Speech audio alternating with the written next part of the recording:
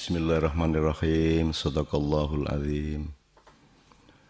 Kenapa tempo hari saya bilang bahwa yang agak mudah ditentukan dholalah atau sesat dan hasanah atau baiknya itu ada di wilayah muamalah. Jadi wilayah inisiatif manusia mendekat ke Allah dengan berbagai macam cara. Ada yang lewat kesenian, ada yang lewat kerja keras, ada yang lewat wiritan dan segala macam. Yang justru sukar ditentukan mana dholalah, mana hasanahnya adalah ibadah mahdhah.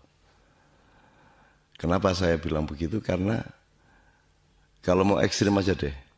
Bagaimana Anda percaya sama orang, saya seorang muslim?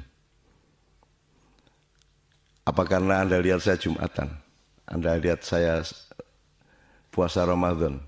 Anda lihat saya sholat duhur pada suatu siang di masjid pasar? Atau karena kelakuan saya baik? Atau saya mungkin sebenarnya kurang jujur?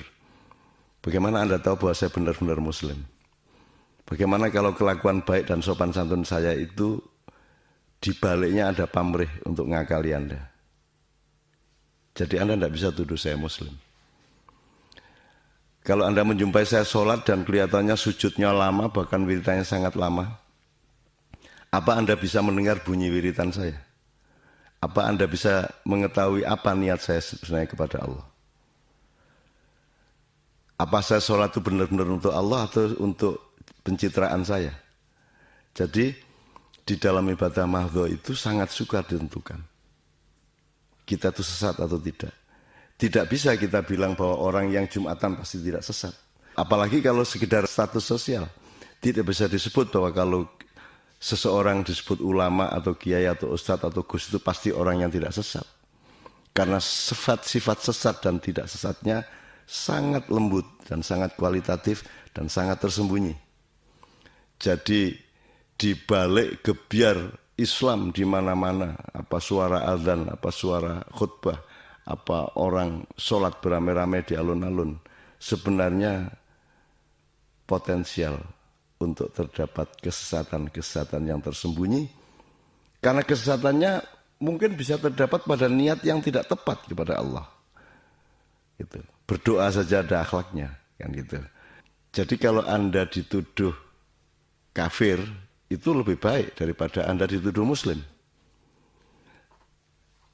Sebab kalau dituduh kafir itu tanggung jawabnya terletak pada yang menuduh, karena dia sudah jelas menuduh negatif, sementara kita belum tentu negatif. Tapi kalau kita dituduh muslim, tuduhannya positif, sementara saya semuanya negatif, kan begitu. Jadi saya kira kita harus kembali kepada cara berpikir bahwa kemusliman, kekafiran, kemusyrikan itu bukan sesuatu yang statis. Dia adalah sesuatu yang dinamis. Orang yang sudah benar-benar berperilaku Islami, dia juga bisa terpeleset pada suatu hari untuk melakukan sesuatu yang tidak digaris Islam. Itu bisa karena niat jahat, itu bisa karena kebodohan, itu bisa karena wacana yang salah, itu bisa karena ketaatannya tidak kepada Allah. Dia tidak punya hubungan otentik dengan Allah dan Rasulullah. Dia hanya punya hubungan KW2, KW3, KW4. Dia hanya taat kepada ustadznya, taat kepada kiainya, taat kepada ulamanya.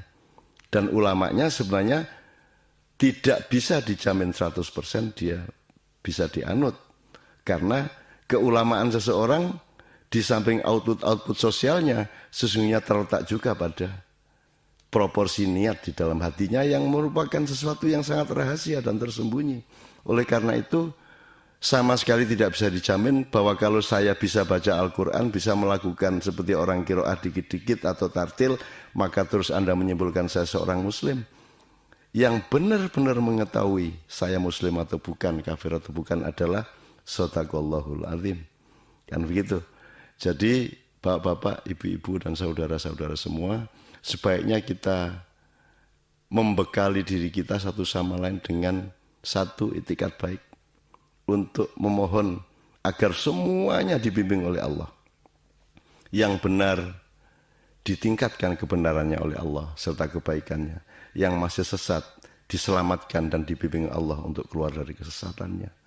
Demikianlah saya berdoa untuk semua manusia, demikianlah juga saya berdoa. Saya mohon Anda semua berdoa untuk saya. Karena kita semua hanya memiliki kebenaran yang tidak bisa dijamin. Yang bisa dijamin adalah pengetahuan Allah. Yang tidak hanya alim, tapi hakim. Sebagaimana tempoh hari telah saya kemukakan. Mudah-mudahan ini membuat persaudaraan Anda, saya, dan semuanya menjadi semakin kental di dalam kasih sayang Allah dan kedermawanan Rasulullah Sallallahu Alaihi Wasallam di dalam memintakan ampun kita kepada Allah melalui syafaatnya. Amin ya rabbal alamin. Assalamualaikum warahmatullahi wabarakatuh.